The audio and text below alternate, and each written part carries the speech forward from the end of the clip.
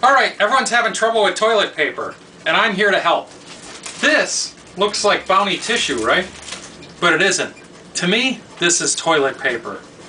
See, I'll show you what to do to turn this into toilet paper. You grab this, grab a serrated knife or a saw if you have one in your workshop, regular saw, and you could get maybe 3 or 4 toilet rolls out of this. You just kind of grab one end, make sure you don't have your fingers in the way, and just start sawing.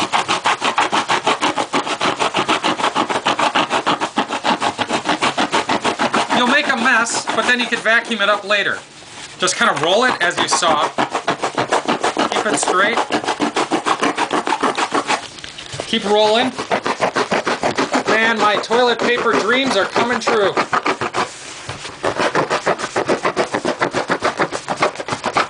There. Now, wait, you gotta point it at. Now, if you look, that is a toilet roll. Little fuzzy, but that's a toilet roll. And you could do another, maybe 2 out of this and saw it. And I would get a knife that is serrated like this, kind of has bumps, or use a regular saw that you would have, you know, in your garage. But just be careful, don't saw your finger. You know, keep it away. And don't saw your counter.